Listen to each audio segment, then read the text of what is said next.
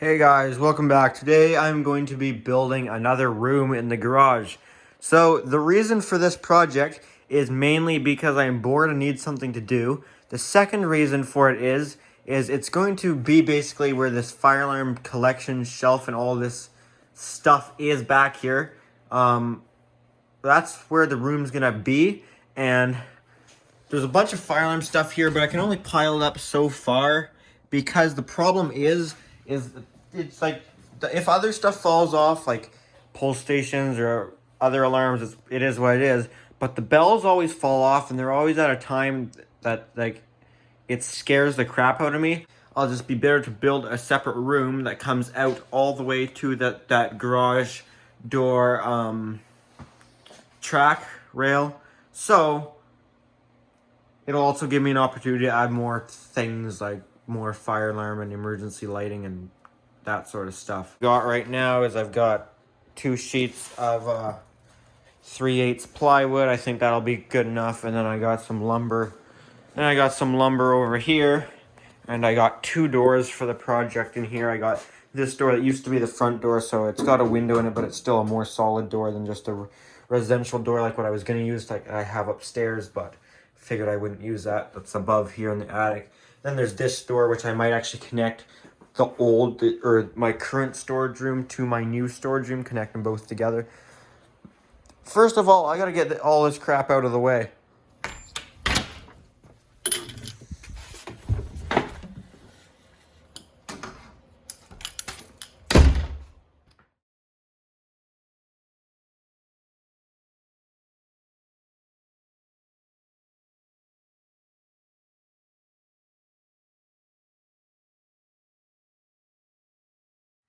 All right, well, there we have our shelves are empty, and we've got a giant pile of fire alarm crap behind me. Well, I guess now this can all come down.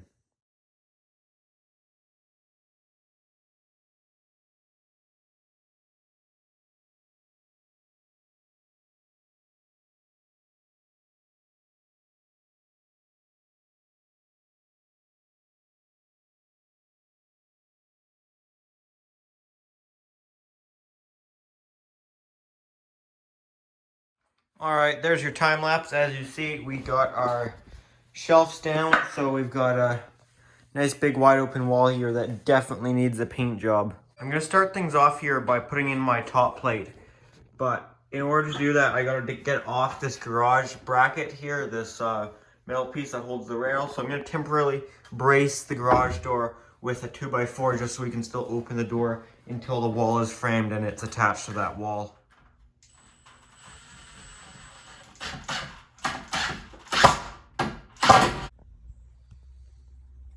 Alright, well here's that. It's temporarily braced up, so I should be able to remove that metal bracket. Alright, bracket is down.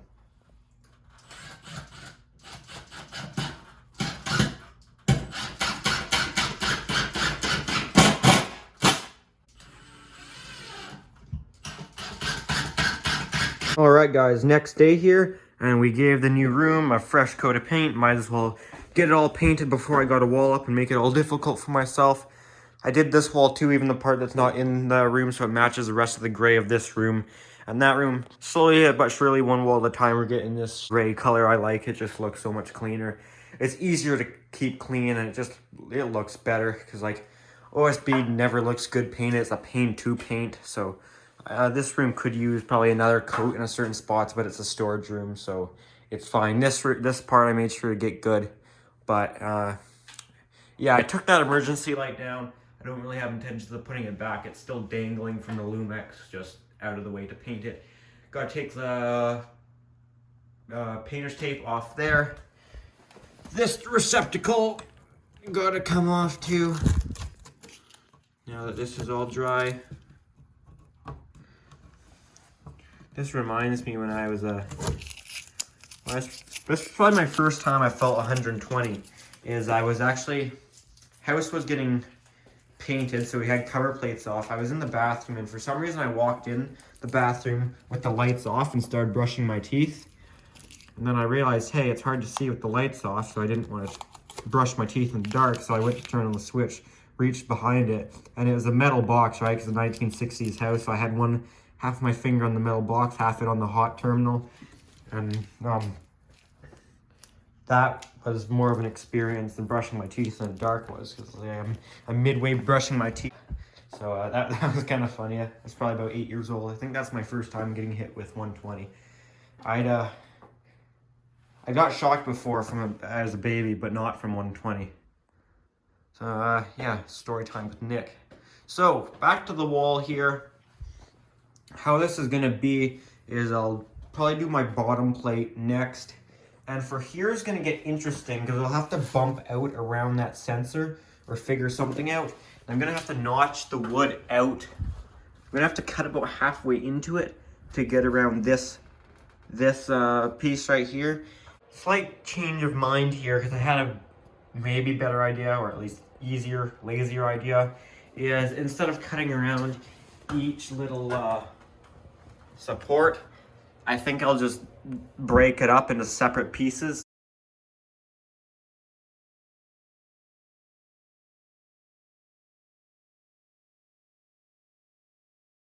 All right, these are all in the correct spot. Turns out I was off by ½ an inch with my top plate, so I moved it over this way a little bit. So now I will install our bottom plate and start framing our wall. Bottom plate is now in, and I've connected it up to this side. So now I can start with our studs. First I'll do this one down that wall.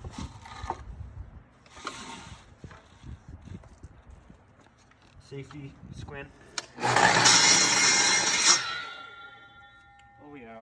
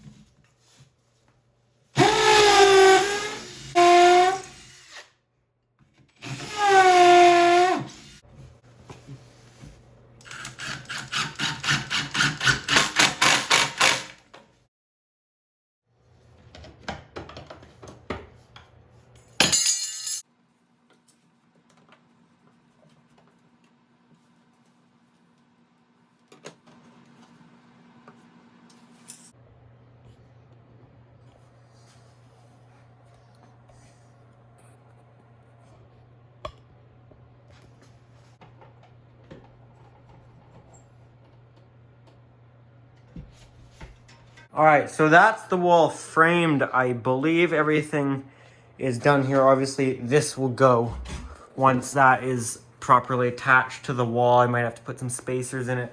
So this stud here was the only different one that I just had to notch out a little bit for that garage door bit. And as you saw at the start, this one we just have it partial.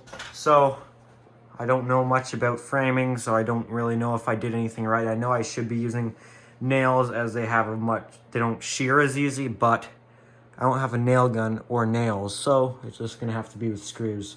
It should be fine. This isn't taking any weight or anything. It's just here as a wall, but I've done it the best of my knowledge. So yeah, that should be good. So now we got to do plywood, then we got to do our trim around the door, and then we got to put our door in, and then door hardware like locks, closers, all that, and then the other door into there if I do it. So I think for now, I guess I'll put up this side of plywood over here now that we got our cover plates onto it. We didn't have to do that.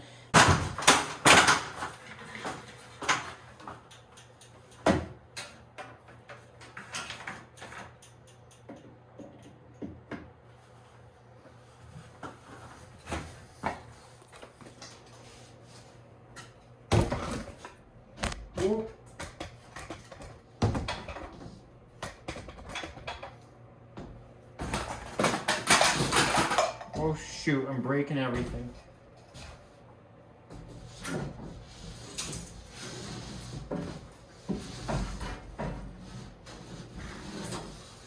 Oh boy. Knocking everything down and making a mess. The only way I can see how I could do this is opening the garage door, but I think if I open the garage door might fall down. So,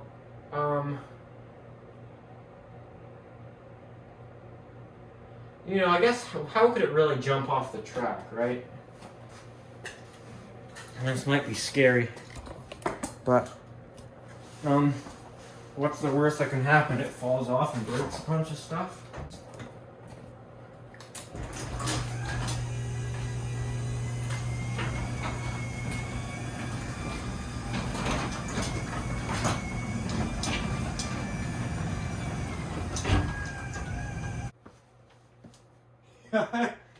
Didn't even fall down.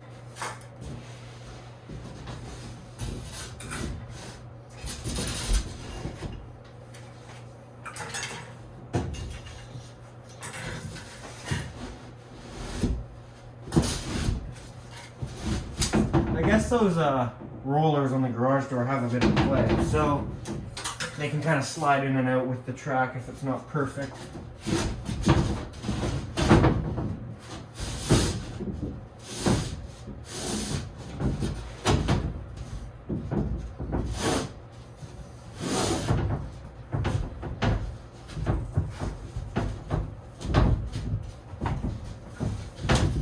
Alright, I can close the door now because it's cold. Alright, we can't because the sensor's all screwed up.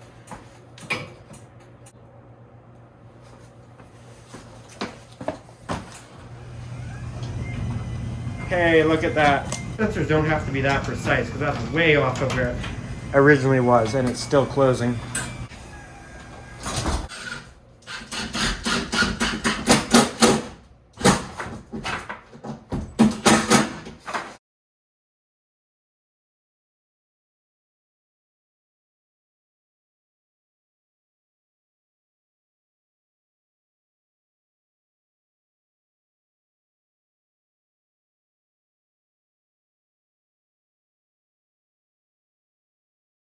All right, so I think I'm gonna call it pretty soon for this night. It's like 12:31 a.m. somewhere in here. So this is how this is looking.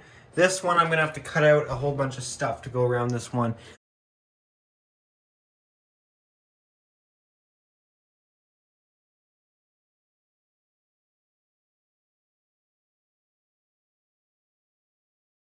Alright guys, another little update. The second piece of plywood is in place here and it's screwed in pretty well everywhere except for this side that I'm gonna have to actually open the door to be able to screw it in. So if we go in the new room here, I'll have to cut it around the door. So next step, I guess I'll screw that in, cut out the door, and then we can do that top bit right there. 9 3/8 over there, and 9 3/8 there.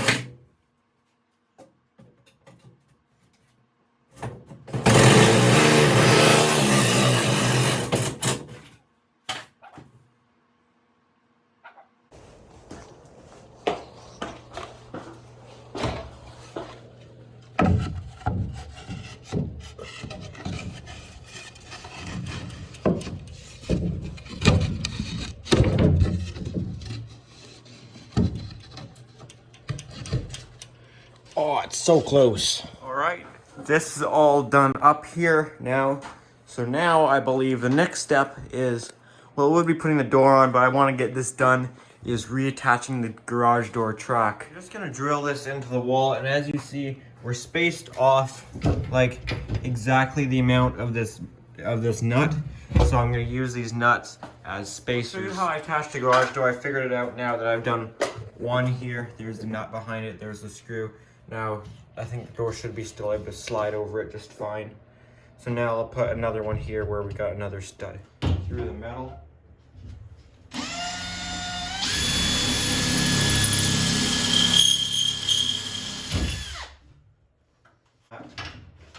Behind it, which again, that's just to keep it spaced out the right distance.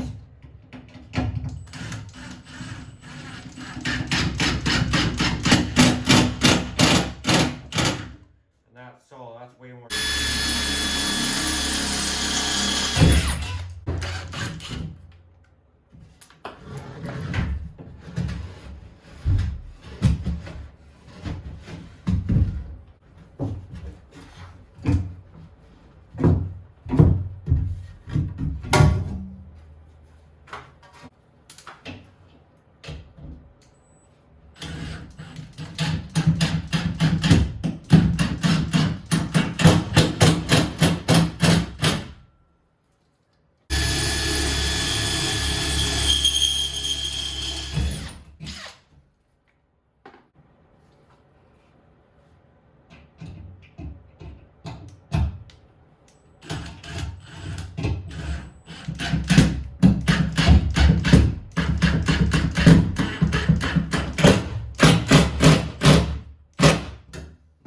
Alright guys, well I think this is going to do it for my part 1 of this video.